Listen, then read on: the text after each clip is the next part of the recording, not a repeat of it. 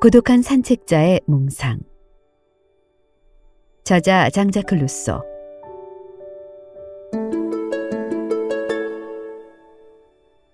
첫 번째 산책과 두 번째 산책. 이제 이 세상에 나 홀로 남겨졌다. 내게는 더 이상 형제도 이웃도 친구도 사회도 없다. 누구보다도 부침성 좋고 애정이 넘치던 사람이 만장일치로 추방된 것이다. 그렇다면 나, 모든 사람들과 모든 일에 초탈해진 나는 도대체 누구인가? 바로 이것이 내가 탐구해야 할 유일한 과제다. 하지만 유감스럽게도 이 탐구에 앞서 지금의 내 처지를 간략히 살펴보아야 할 것 같다. 이는 그들을 떠나 내 자신에 이르기 위해 필요한 선행 작업이기 때문이다. 운명은 내게 너무도 가혹했다. 사람들은 침을 뱉는 것으로 나에 대한 인사를 대신하고 나를 비방하고 멸시했다. 그들로 인해 받은 정신적 고통은 너무도 커서 정신착란 증세까지 생겼다. 위선과 거짓이 많은 세상에서 직설적이고 솔직한 성격인 나는 필연적으로 죄인 취급을 받았던 것이다. 이제 더 이상 악화될 상황도 없다. 나는 체념에 익숙해졌고 모든 것을 체념했기에 더 이상 두려워할 것도 없다. 한때 나는 미래의 희망을 걸기도 했다. 후세 사람들이 나에 대해 제대로 평가해 줄 것이라고 기대했고 또 그런 희망에서 대화록을 쓰기도 했다. 그러나 이제는 그런 희망조차 부질없다는 것을 깨닫는다. 이 세상에서 내가 기대하고 희망하는 일은 아무것도 없다. 나는 오직 내 안에서 위안과 평화를 얻을 뿐이다. 이제 나는 여생을 자신에게만 전념하며 보내고 싶다. 이를테면 내 자신을 연구하고 나에 관한 대차대조표를 작성하는 데 말이다. 내 영혼과 대화를 나누는 가운데 내면을 성찰하면서 참된 마음의 질서와 가치를 세워갈 것이다. 그러면서 불행했던 지난날에 대한 기억들과 나를 박해하던 사람들을 모두 잊어버리리라. 날마다 산책하면서 명상한 시간들은 너무도 감미로웠다. 하지만 이내 기억 저편으로 사라져버려 많이 안타까웠는데 이제 그러한 명상들을 글로 옮겨 영원히 남기고자 한다. 이 글은 일정한 형식이 없는 단순히 나의 몽상들을 적은 일기다. 따라서 이 글 속에는 나 자신에 관한 질문이 많다. 고독 속에서 깊이 성찰하는 사람은 자연스럽게 그 자신에게 몰입하는 법이지 않은가. 이 글은 몽테뉴의 수상록의 시도와 비슷하긴 한데 수상록이 다른 이들에게 보여줄 의도로 쓰였다고 한다면 나의 글은 전적으로 나를 위한 글이라는 점에서 다르다. 나는 내 안에 일어나는 몽상들을 기록해 두었다가 나중에 다시 읽어보기 위해 이 글을 쓴다. 인생을 정리하는 시기에 다다른 내게 중요한 것은 다른 이들에게 자신을 항변하는 것보다 내면에 나와 진솔한 대화를 나누는 일이다. 나는 아무런 걸림없이 자유로운 가운데 산책하면서 내 안에서 저절로 떠오른 몽상들을 충실히 옮기려고 한다. 적어도 산책하는 시간만큼은 전적으로 혼자 고독하게 명상할 수 있는, 오롯이 나 자신으로 돌아갈 수 있는 유일한 시간이다. 이제는 나의 상상력도 쇠퇴하여 예전처럼 명상하는 가운데 영감을 받는다거나 하는 경우도 드물지만 앞으로 내가 하는 몽상들은 새로운 것을 떠올리는 것들이라기보다 과거의 일들을 회상하는 것들이 많을 것이다. 세 번째 산책과 네 번째 산책. 나는 끊임없이 배우며 늙어간다. 인생에서 청년기가 지혜를 배우는 시기라면 노년기는 그러한 지혜를 몸소 실천하는 시기다. 경험은 언제나 교훈을 준다. 그러나 하지 않아도 될 경험까지 한다는 것은 우리의 발전에 그리 도움이 되지 않는다. 내가 어릴 때부터 받은 교육도 행복보다는 불행을 맛보게 해주었기에 이곳에서 내가 마음속으로 갈망하는 경지에 결코 다다르지 못할 것이라는 것을 일찍부터 깨달았다. 인생의 진리를 말하는 현학적인 철학자들, 그들이 인간의 본성을 연구하는 것은 자신의 내면을 깨우치기 위해서가 아니라 다른 이들에게 더 박식하고 잘나 보이기 위함이다.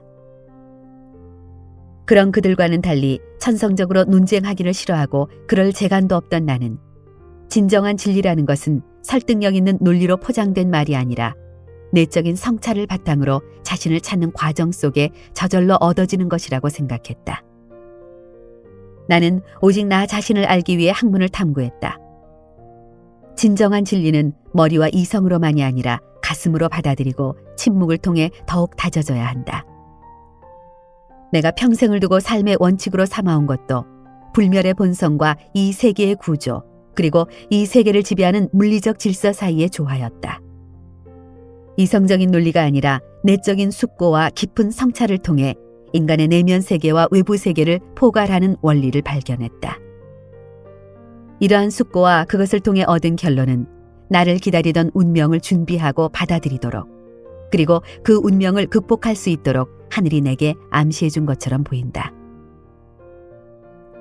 그러나 그러한 깨달음과도 같은 통찰을 하기까지 나 역시 보통 사람들처럼 숱한 시행착오와 실수를 범했다. 일례로 나는 16살 때 이탈리아의 토리노 지방에서 어느 귀부인집 하인으로 일하면서 미번이 탐이나 훔친 적이 있었다. 그리고 그 사실이 탄로날까 두려워 거짓말로 마리옹이라는 하녀에게 누명을 뒤집어 씌웠다. 그녀는 나 때문에 호된 매질을 당했고 이 일로 나는 평생 동안 심한 죄책감에 시달렸다. 이후 2번 다시는 선이든 악이든 어떤 종류의 거짓말도 하지 않았다. 이 같은 경험을 통해 나는 진실이 어떤 것인지를 깨달았다. 유용성이나 공동의 선 혹은 공정성에 근거를 둔 진실은 진정한 진실이 아니다. 오직 개개인의 양심의 바탕을 둘 때 비로소 언제나 합당한 진실이 된다. 다시 말해 양심이 이끄는 대로 살아갈 때에서야 비로소 진리를 위해 산다고 할 수 있을 것이다. 양심과 이성의 동의를 통해 나는 인내와 온화함, 체념, 완벽함, 공평무사한 정의 등의 진리들을 터득했다. 이러한 것들은 죽어서도 결코 사라지지 않을, 죽어서도 함께 가져갈 재산이다. 인생이 저무는 황혼기에 접어든 내가 바라는 것이 있다면 그처럼 평생을 통해 깨달은 진리를 위해 남은 생을 보내는 일이며 내적으로 향상되고 보다 덕망 있는 모습으로 생을 마치는 것이다. 그럴 수만 있다면 진정 행복할 것이다.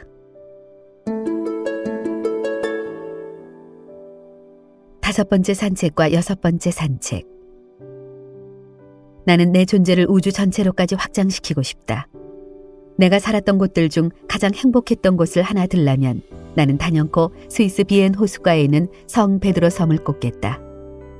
나는 야생적이고 낭만적인 이 섬에서 직거하며 세상을 아주 등진 채 여생을 보내고 싶었다. 성 베드로 섬에 사는 사람들이라고는 징세간 부부와 함께 사는 일꾼들이 전부였다. 마차가 다닐 만한 길이 나 있질 않아 여행객도 거의 찾지를 않았기에 고요한 가운데 명상하기를 즐기는 나 같은 사람에게 딱 어울리는 장소였다. 그곳에서 보낸 2달이 내게는 2년, 아니 200년, 심지어 영원처럼 느껴졌다. 내가 그 섬에서 맛본 행복은 어떤 것이었던가. 유유자적한 가운데 한가롭고 여유로운 분위기에서 맛볼 수 있는 행복이었다.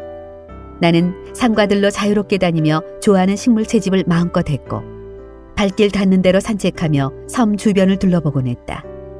해가 저물면 우리 부부를 포함한 몇 안 되는 섬 주민들이 하루 일과를 마치고 식탁 앞에 빙 둘러앉아 식사를 함께하며 도란도란 얘기꽃을 피웠다.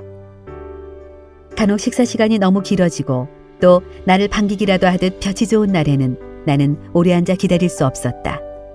그래서 사람들이 아직 식탁에 있는 동안 살그머니 빠져나와 배에 몸을 싣고 잔잔한 호수 한가운데로 향했다. 배 안에 길게 누워 하늘을 바라보며 물결이 흐르는 대로 몇 시간이고 이리저리 떠다니곤 했다. 어렴풋하지만 감미로운 몽상에 잠겨 뚜렷한 대상도 없지만 그래도 지속적인 몽상 속으로. 그것은 인생의 즐거움이라 부르는 것들 중에서 가장 달콤하다고 하는 모든 것보다도 훨씬 좋은 것이었다.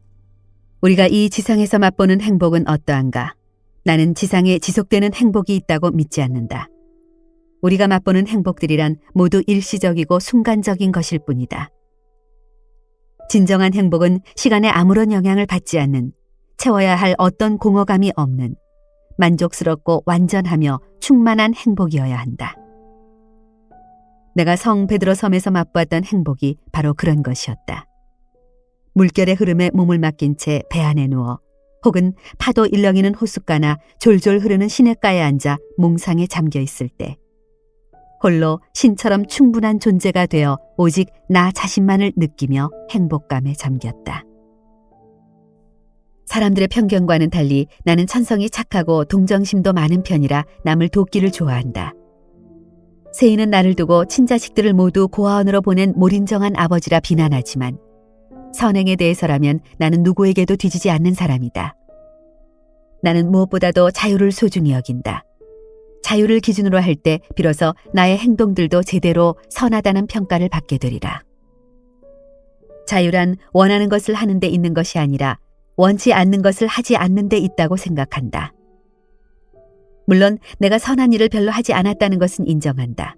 하지만 악한 일 또한 해본 적이 없다. 사람들은 이런 나를 위험하고 불필요한 사람이라 여겨 사회에서 배척했지만 내가 만일 타고난 성품 그대로 자연 속에서 자유롭고 고독하게 살았다면 선한 일만 했을 것이다. 7번째와 8번째 산책. 맹세코 장자크가 즐거움을 찾는 곳은 그런 곳이 아니다.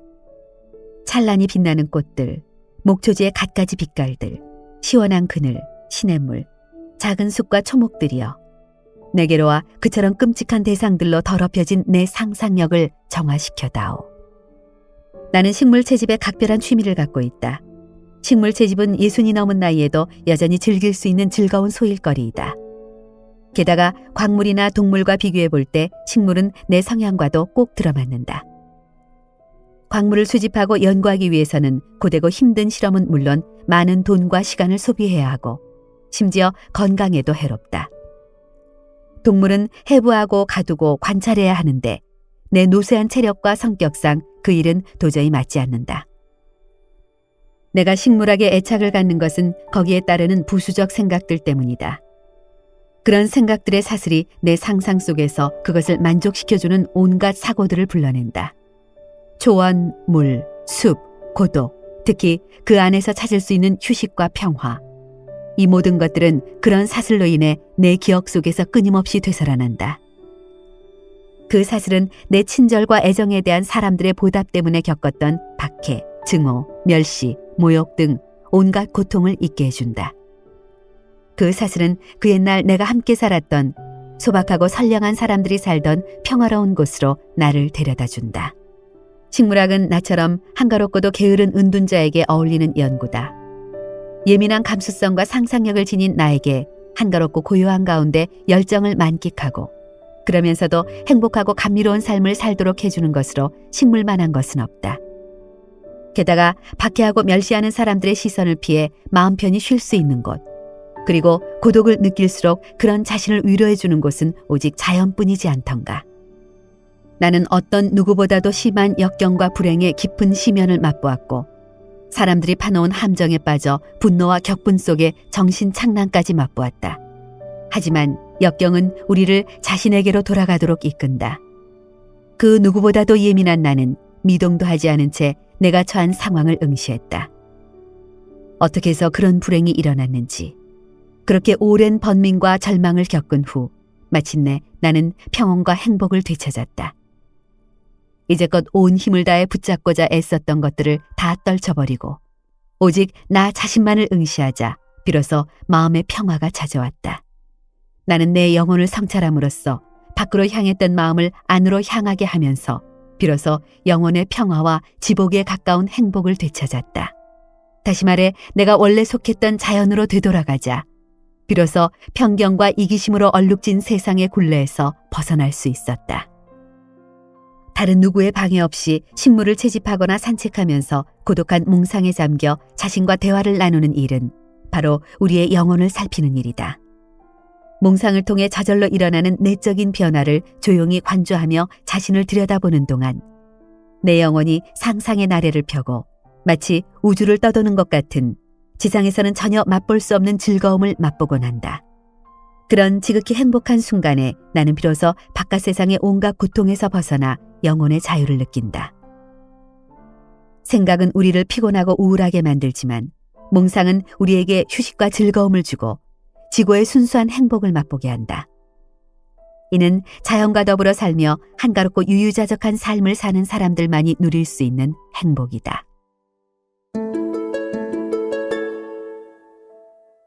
9번째와 10번째 산책. 나는 나 혼자 있을 때에만 비로소 나 자신이 된다. 사랑을 하기 위해서는 명상에 잠길 필요가 있다. 지상의 모든 것은 끊임없이 변화한다. 우리 주변의 모든 것도, 우리 자신도 마찬가지다. 그러므로 그 누구도 오늘 사랑했다고 내일도 그럴 것이라고 확신할 수 없는 일이다. 행복이 이 세상 사람들을 위해 만들어진 것 같지 않은 영원히 불변하는 어떤 상태라고 한다면 이 세상에 행복은 존재하지 않는 것일까? 우리가 이승에서 맛보는 행복은 어디에 있는 것일까? 우선 행복한 사람들의 속마음을 읽을 줄 알아야 한다. 그들의 눈빛과 태도, 말씨, 행동에서 그것을 읽어야 한다. 속마음을 읽을 줄 알아야 한다는 말은 사람들이 나를 보는 시각에서도 마찬가지로 적용된다. 사람들은 아이들을 고아원에 보냈다는 외면상의 사실만을 두고 나를 몰인정한 아버지라 비난한다. 하지만 나는 그 누구보다도 아이들을 좋아하고 사랑한다. 내가 아이들을 고아원에 보낼 수밖에 없었던 것은 그것이 아이들을 위한 최선의 방법이었기 때문이다. 아이들을 제대로 키울 능력이 안 되는 아이들의 어머니나 외가에 맡길 수는 없었다. 그리고 고아원 교육은 아이들에게 가장 해가 덜 되는 것이라고 생각했다. 나는 여전히 아이들을 좋아하며 아이들의 노는 모습을 바라보면 행복하다. 사람들이 보여주는 불쾌한 행동과 표정들, 고통스럽게 나를 짓누르는 낯선 사람들의 날카로운 눈빛과 냉소와 악담들, 차라리 사람들에게 알려지지 않았을 때 무관심이 그리울 정도다. 나는 사람들의 얼굴에서 증오와 냉소만을 본다. 이런 내가 고독을 즐긴다는 것은 전혀 이상할 게 없지 않나. 사람들과는 달리 자연은 항상 내게 미소만을 보여준다. 따라서 내가 자연의 품 안에서 비로소 행복을 느끼는 것은 지극히 자연스러운 현상이다. 바랑부인과의 만남을 빼놓고 이 지상에서의 행복을 얘기할 수 있을까? 그녀와 함께 보낸 시간들을 빼놓고 이승의 행복을 논할 수는 없으리라. 우리가 처음 만났던 당신 아는 17살이었고 부인은 28살이었다. 그녀와의 만남은 내게 예정된 운명이었다. 많은 나이 차이에도 불구하고 그녀는 공허한 내 마음을 채워주었고 새로운 열정을 불러일으켰다. 이미 그녀를 만나기 전부터 나는 그녀 안에서 그녀를 위해서만 살았다. 그녀와 함께 보냈던 짧은 시간들은 내가 순수하게 전적으로 나 자신이었던 시간들이었다. 그래서 나는 자랑스럽게 이렇게 말한다. 이승에서 산 시간은 70년이었지만 진정 내가 살았던 시간은 그중 단 7년뿐이라고. 나는 그녀를 통해 내 영혼의 양식인 확장지향적이고 상냥한 감정들과 고독과 명상에 대한 취미를 키웠다.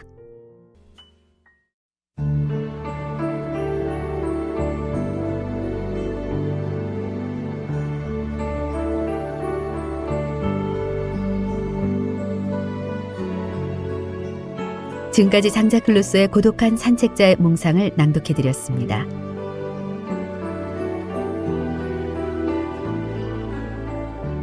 출판 북코스모스, 낭독 서혜정, 제작의 주식회사 와미디어였습니다.